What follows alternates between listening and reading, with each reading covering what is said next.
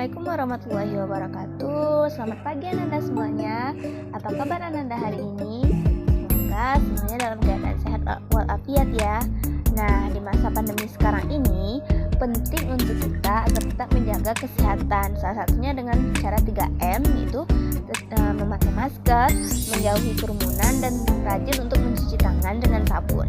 Nah, salah satu upaya untuk mencegah penularan virus corona yaitu dengan penerapan pembelajaran di rumah secara daring atau online seperti yang dilaksanakan sekarang ini. Nah, sebelum kita memulai pembelajaran, untuk menambah semangat Ananda semuanya dan melatih fokus Ananda, kita akan melaksanakan games kecil. Nah, Ananda bisa lihat pada grup WA atau WhatsApp group. Di situ ada ibu mengirimkan satu link untuk Ananda melakukan atau melaksanakan games kecil. Nah, Ananda tinggal masuk ke grup WA, kemudian klik link yang ada tersebut. Mari kita mulai. Nah, bagaimana Ananda semuanya? Apakah games tersebut sudah bisa melatih fokus Ananda untuk tetap melanjutkan pembelajaran dan tetap semangat pada pagi hari ini? Jadi, apakah Ananda semuanya sudah siap untuk melaksanakan pembelajaran? Tetap semangat ya, kita akan mulai pembelajaran. Baiklah, pada pertemuan pertama ini kita akan mempelajari mengenai materi klasifikasi materi. Nah, sebenarnya klasifikasi materi ini membutuhkan alokasi waktu 15 jam pelajaran atau 5 kali pertemuan. Nah, untuk pertemuan pertama kita akan membahas mengenai klasifikasi materi dengan 2 topik saja, yakni karakteristik zat dan perubahan zat secara fisika dan kimia. Nah, baiklah, ini adalah tahapan pembelajaran kita hari ini. Yang pertama ada pendahuluan, yakni guru tadi Ibu sudah menanyakan kesiapan Ananda. Yang kedua itu kita akan mempelajari tentang karakteristik zat. Yang ketiga perubahan zat secara fisika dan kimia. Dan yang keempat nanti di akhir pembelajaran akan Ibu berikan uji pengetahuan atau kuis. Dan juga Ananda akan mengerjakan tugas untuk di rumah nantinya. Nah, pembelajaran kali ini yakni kita akan mempelajari KD 3.5, yakni memahami karakteristik zat serta perubahan fisika dan kimia pada zat yang dapat dimanfaatkan untuk kehidupan sehari-hari. Nah, adapun tujuan atau indikator dalam pembelajaran ini yaitu yang pertama, siswa dapat memberikan contoh-contoh benda padat, cair, dan gas.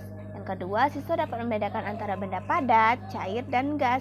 Yang ketiga, siswa dapat mengidentifikasi ciri-ciri benda cair. Siswa dapat mengidentifikasi ciri-ciri benda gas.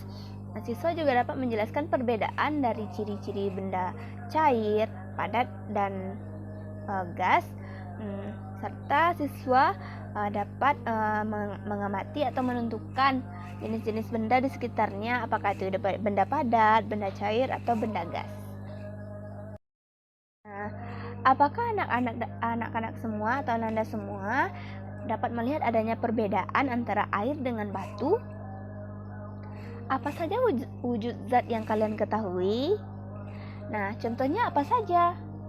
Nah, sebelum itu kalian bisa atau Ananda semua bisa melihat video praktikum berikut ini. Nah, setelah menyaksikan video praktikum tersebut, maka pertanyaan apa-apa saja yang akan muncul atau permasalahan apa yang akan muncul akan kita menjelaskan pada pembelajaran hari ini. Nah, sebelum itu kita akan membagi dalam beberapa kelompok, dalam 4 kelompok, dan masing-masing kelompok beranggotakan 6-7 orang. Nah, pembagiannya sudah Ibu kirimkan ke dalam WhatsApp group. Silakan Ananda semua lihat, Ananda semua termasuk kelompok mana. Nah, dalam diskusi kelompok nanti Ananda perhatikan kembali video praktikum tersebut. Kemudian Ananda mengumpulkan pertanyaan-pertanyaan dari video tersebut. Kemudian Ananda diskusikan bersama-sama kelompok Ananda jawaban dari pertanyaan tersebut. Nah, nanti kita akan membahas pertanyaan-pertanyaan tersebut bersama dengan kelompok lain.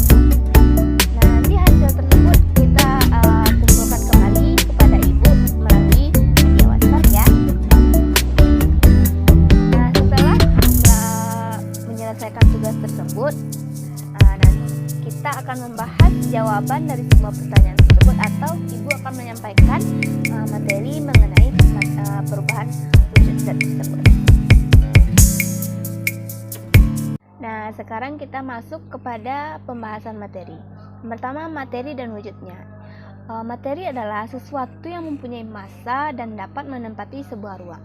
Materi berdasarkan wujudnya dapat dikelompokkan menjadi zat padat, cair, dan gas. Nah, ini adalah tabel perubahan atau tabel perbedaan dari wujud zat. Yang pertama, zat padat. Zat padat itu mempunyai bentuk dan volume tertentu. Jarak antar partikel zat padat sangat rapat. Yang ketiga, partikel-partikel zat padat tidak dapat bergerak bebas. Nah, yang sedangkan zat cair mempunyai volume tertentu tetapi tidak mempunyai bentuk yang tetap, bergantung kepada tempat yang digunakan. Yang kedua, jarak antar partikel pada zat cair lebih renggang. Yang ketiga, partikel-partikel zat cair dapat bergerak bebas namun terbatas. Sedangkan gas tidak mempunyai volume dan bentuk yang menentu. Jarak antar partikel gas sangat renggang. Nah, partikel-partikel gas dapat bergerak bebas, bergerak dengan sangat bebas tanpa ada batasan tertentu. Nah, itu merupakan perbedaan dari wujud zat tersebut. Nah, dapatkah Anda semua memberikan contoh apa-apa saja zat padat, cair, dan gas tersebut? Nah, coba Anda sebutkan apa-apa saja contoh dari zat padat, cair, dan gas.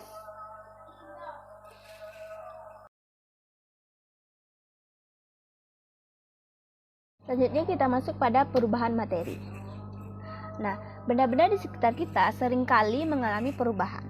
Perubahan tersebut ada yang langsung dapat diamati, tetapi ada juga yang tidak dapat diamati secara kasat mata atau memerlukan waktu yang cukup untuk melihat benda tersebut. Perubahan benda-benda ini sering kita sebut dengan perubahan materi. Contohnya, kertas dibakar dan besi berkarat. Perubahan materi dapat berlangsung melalui dua cara, yakni perubahan fisika dan perubahan kimia. Nah, perubahan fisika merupakan perubahan yang disertai dengan perubahan bentuknya atau terbentuknya zat baru. Sedangkan perubahan kimia merupakan perubahan zat yang dapat menghasilkan zat baru.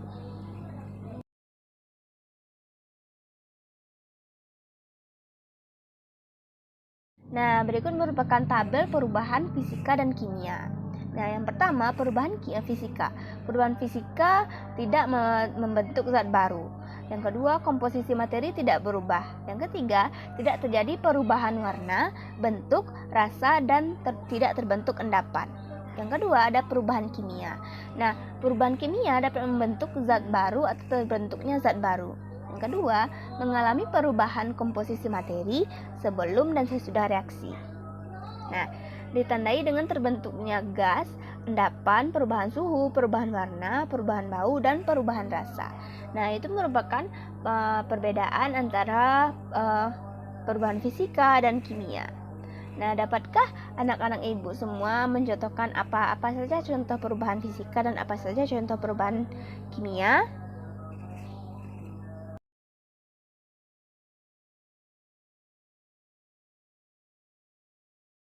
Nah, selanjutnya kita lanjut kepada perubahan wujud zat.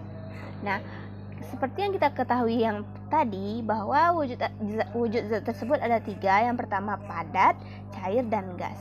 Nah, ketiganya tersebut memiliki hubungan yang sangat erat dalam perubahan wujud zat. Yang pertama, yakni dari benda cair ke padat disebut membeku. Sedangkan dari padat ke cair disebut melebur. Dari cair ke gas disebut menguap. Sedangkan dari gas ke cair disebut mengembun. Nah, dari gas ke padat disebut mengkristal, dan dari padat ke gas disebut dengan menyublin.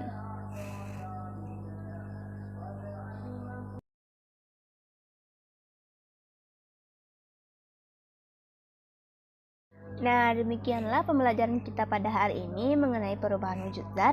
Nah, selanjutnya Ibu sudah mengirimkan lembar kegiatan peserta didik pada grup WhatsApp atau WhatsApp group. Nah, silakan Anda semua cermati. Di sana terdapat kegiatan yang harus Anda lakukan di rumah atau perhatikan. Nah, Ibu akan membahasnya sedikit. Untuk pertemuan pertama, Ibu memberikan lembar kerja peserta didik yang tujuannya untuk mengetahui benda-benda yang termasuk dalam zat cair, padat, dan gas. Nah, yang kedua untuk mengidentifikasi karakteristik zat padat, cair, dan gas. Nah, alat dan bahan yang kita gunakan hanyalah benda-benda di sekitar kelas. Nah, cara mengamatinya, yang pertama, amatilah benda-benda di sekitar kalian atau di sekitar anak-anak ibu semuanya. Kemudian, masukkan hasil pengamatan benda di sekitar ke dalam tabel. Nah, yang ketiga, baru klasifikasikan benda tersebut termasuk zat padat, cair, atau gas dengan memberi tanda centang pada tabel hasil pengamatan yang telah ibu sediakan. Nah, sedangkan untuk tugas kelompoknya, buatlah peta konsep dari karakteristik zat padat pada lembar jawaban yang disediakan, atau ibu sudah menyediakan lembar jawabannya, maka Anda semua membuat peta konsep dan karakteristik dari zat yang kemudian.